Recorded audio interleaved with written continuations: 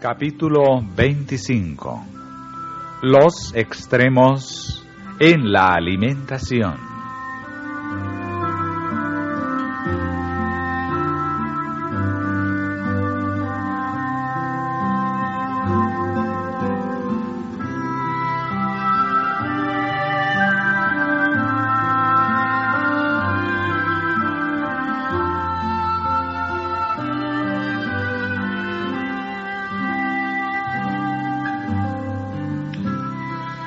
No todos los que aseveran creer en la reforma alimenticia son realmente reformadores. Para muchos, la reforma consiste meramente en descartar ciertos manjares malsanos.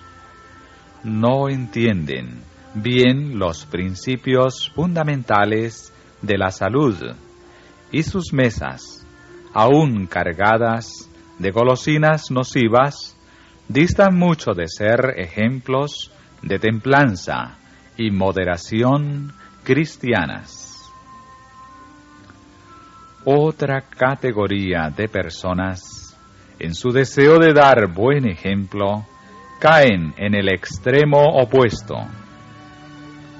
Algunos no pueden proporcionarse los manjares más apetecibles, y en vez de hacer uso de las cosas que mejor podrían suplir la falta de aquellos, se imponen una alimentación deficiente.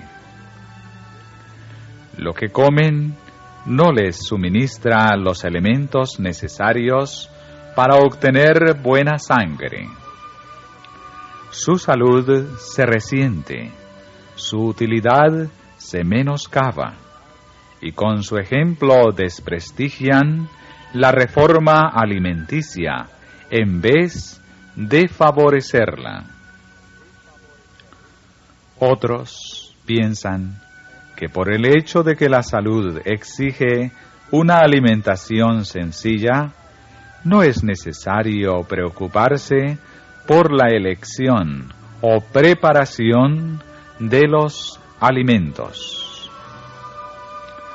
Algunos se sujetan a un régimen alimenticio escaso, que no ofrece una variedad suficiente para suplir lo que necesita el organismo, y sufren las consecuencias.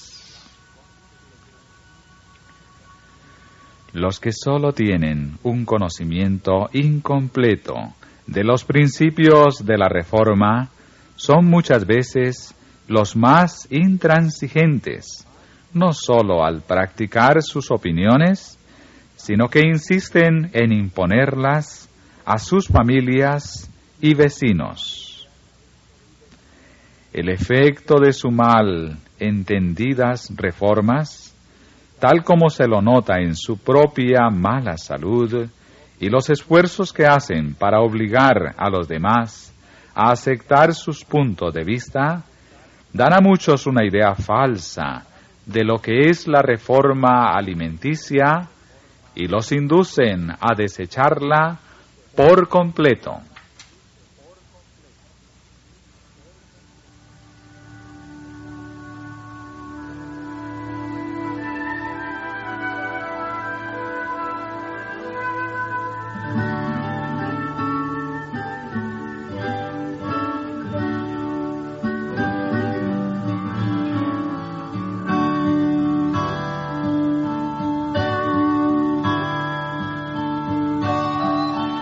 Los que entienden debidamente las leyes de la salud y que se dejan dirigir por los buenos principios, evitan los extremos y no incurren en la licencia ni en la restricción.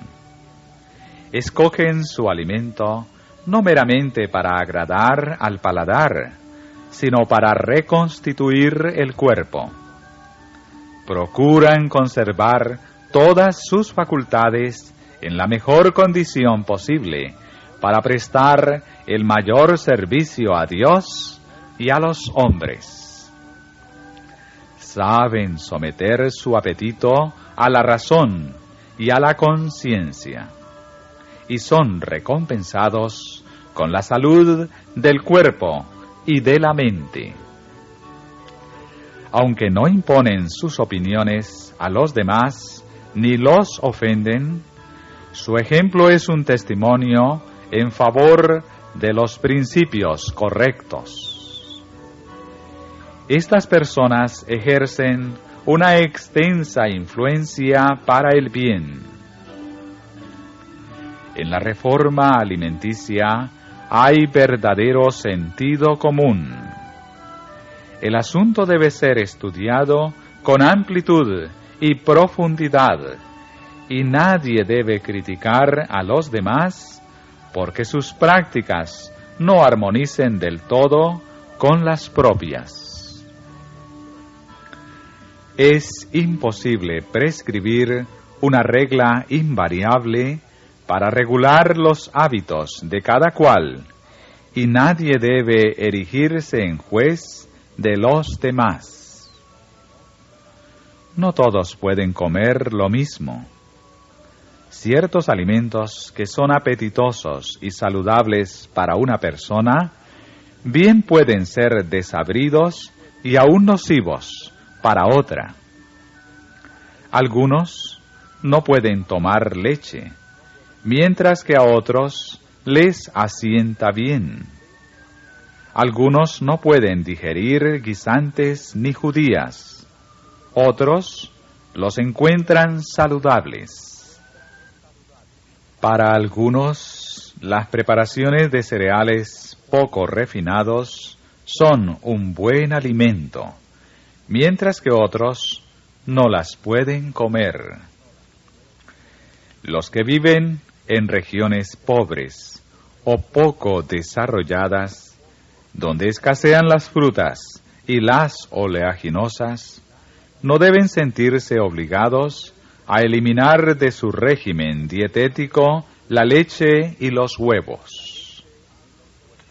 Verdad es que las personas algo corpulentas y las agitadas por pasiones fuertes deben evitar el uso de alimentos estimulantes, especialmente en las familias cuyos hijos son dados a hábitos sensuales.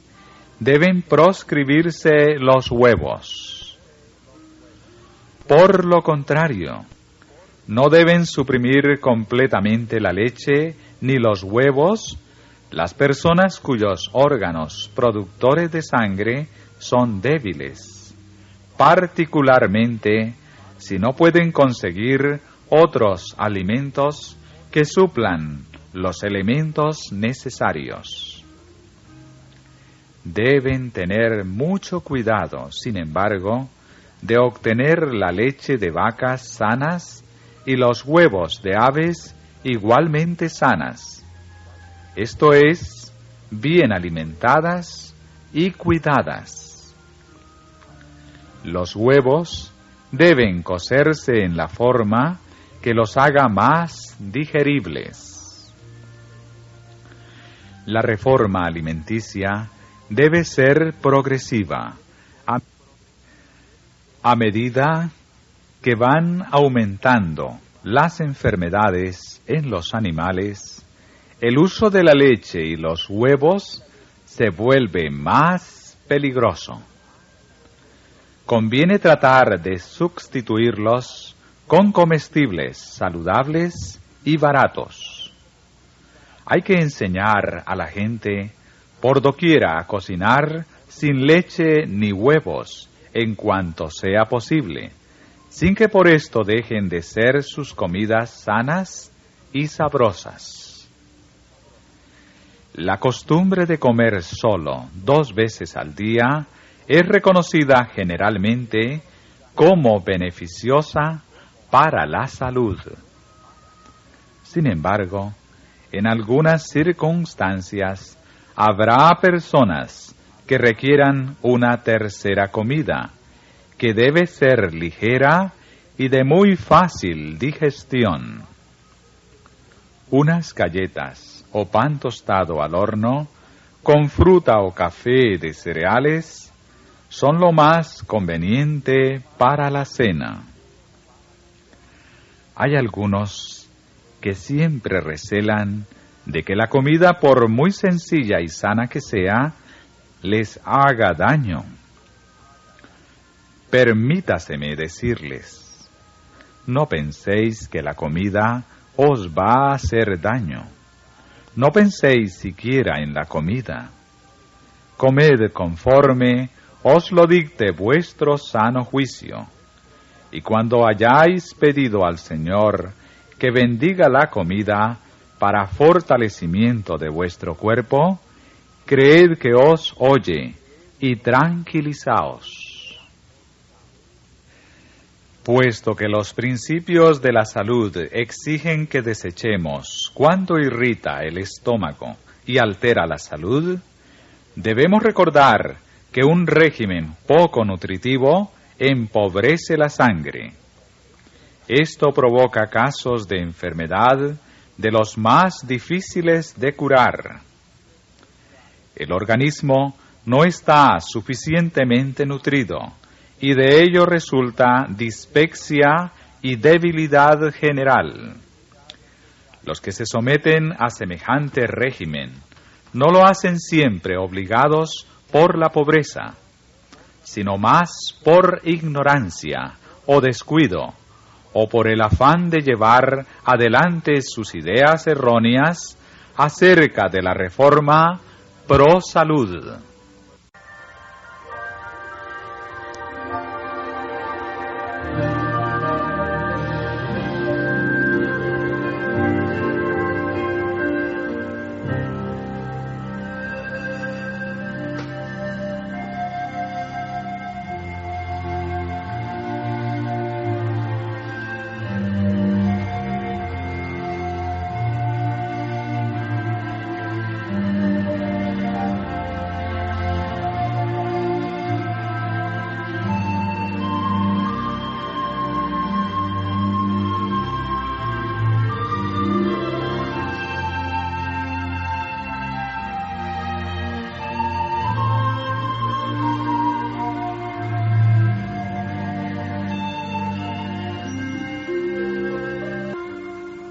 No se honra a Dios cuando se descuida el cuerpo o se lo maltrata y así se lo incapacita para servirle. Cuidar del cuerpo, proveyéndole alimento apetitoso y fortificante, es uno de los principales deberes del ama de casa. Es mucho mejor tener ropas y muebles menos costosos que escatimar la provisión de alimento. Algunas madres de familia escatiman la comida en la mesa para poder obsequiar opíparamente a sus visitas. Esto es desacertado. Al agasajar huéspedes, se debiera proceder con más sencillez. Atiéndase primero a las necesidades de la familia.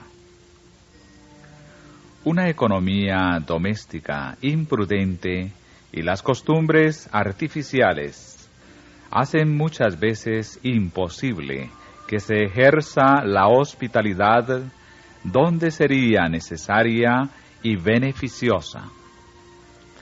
La provisión regular de alimento para nuestra mesa debe ser tal que se pueda convidar al huésped inesperado sin recargar a la señora de la casa con preparativos extraordinarios.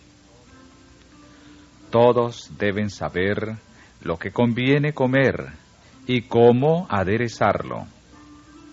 Los hombres, tanto como las mujeres, necesitan saber preparar comidas sencillas y sanas. Sus negocios los llaman a menudo a punto, donde no encuentran alimento sano. Entonces, si tienen algún conocimiento de la ciencia culinaria, pueden aprovecharlo. Fijaos con cuidado en vuestra alimentación.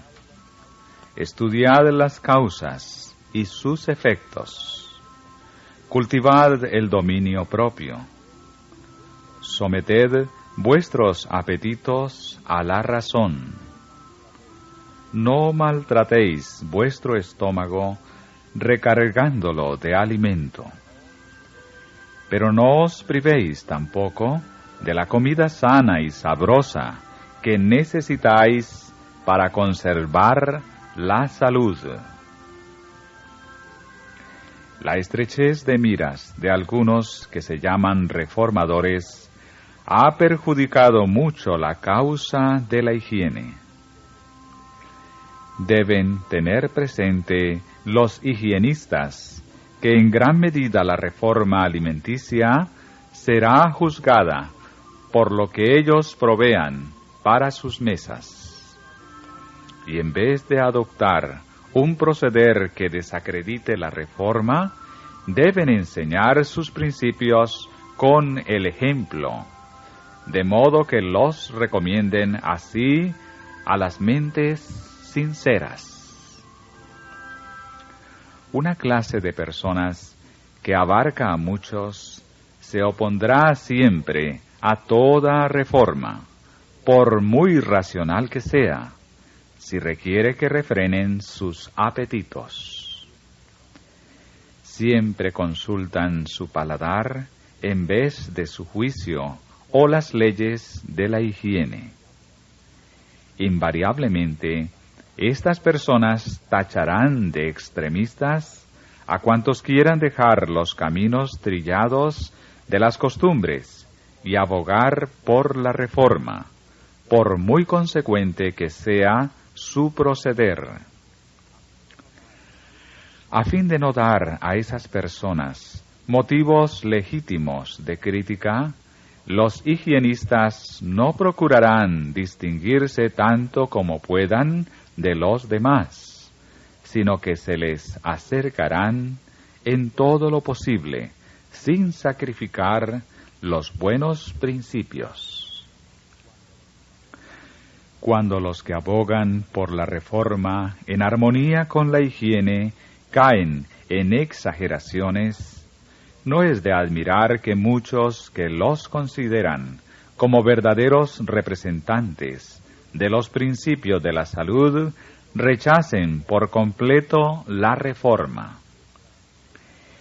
Estas exageraciones suelen hacer más daño en poco tiempo que el que pudiera subsanarse en toda una vida consecuente.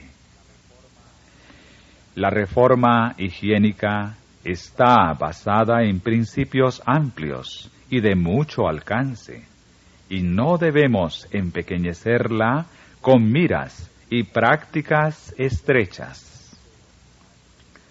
Pero nadie debe permitir que el temor a la oposición o al ridículo, el deseo de agradar a otros o influir en ellos, le aparte de los principios verdaderos ni le induzca a considerarlos livianamente.